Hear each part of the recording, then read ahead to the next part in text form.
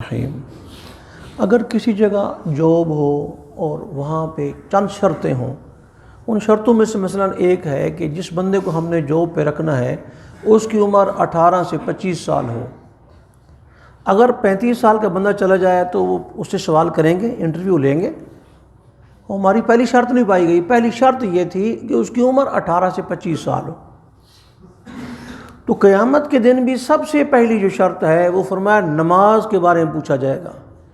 اگر نماز کا معاملہ ٹھیک نکلا تو باقی سوالات ہوں گے، ورنہ کچھ بھی نہیں۔ نماز اگر قبول ہوگی تو سارے معاملات قبول ہو گئے۔ نماز کشتی کی طرح ہے، باقی اعمال اس میں سامان ہے۔ اگر کشتی نہیں تو سامان دریا میں ڈالیں گے۔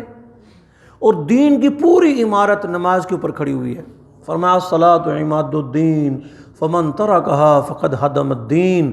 فرمایا یہ پورا جو نماز ہے یہ ستون ہے، اس ستون کے اوپر پورا دین کھڑا ہوا ہے۔ جس نے نماز نہیں پڑھی اس نے دین کو گرا دیا۔ تو نماز جو ہے اس کے بارے میں سوال ہوگا۔ اکثر احباب یہ کہتے ہیں جی حضرت جی صبح اٹھ ہی نہیں سکتے، آنکھ ہی نہیں کھلتی، فلاں نہیں ہوتا۔ میں نے کہا بھائی سبزی والے نہیں دیکھے جو سبزی لینے جاتے ہیں منڈی میں، کس طرح ان کی آنکھ کھلی ہوتی ہے؟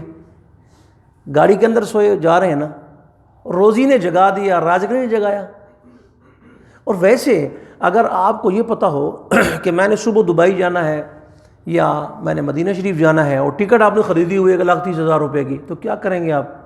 الارم بھی لگائیں گے، چوکیدار کو کہیں گے، بیوی کو کہیں گے، خود بھی اٹھیں گے، بار بار توجہ کریں گے بھی اگر میں سو گیا 1,30,000 روپے کی ٹکٹ ضائع ہو جائے گی، ایسے ہے نا، وہ گھنٹی بجائے گا فلاں۔ تو کبھی آپ نے اہتمام کیا؟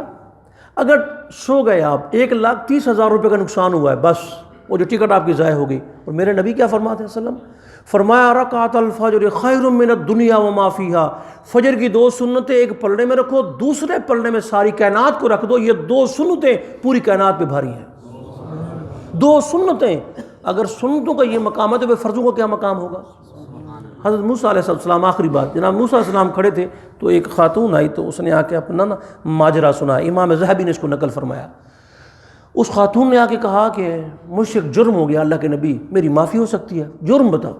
وہ کہنے لگے جرم یہ ہوا ہے میں نے غلط تعلقات کسی سے قائم کر لیا، پھر میں امید کے ساتھ ہو گئی، پھر میں نے اس امید کو چھپائے رکھا، پھر میں نے ایک ویرانے میں جا کے بچے کو جنم دیا، ایک دائی کو لے گئی۔ جب بچہ پیدا ہوا تو میں نے بچے کو چھری سے ذبح کر دیا۔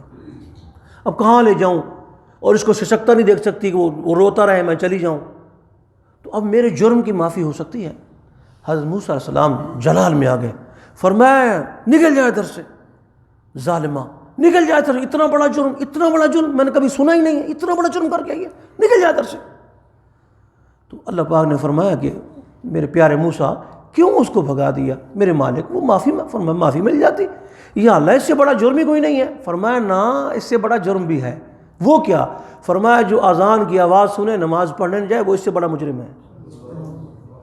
اللہ پاک ہم سب کو عمل کی توفیق عطا فرمائے۔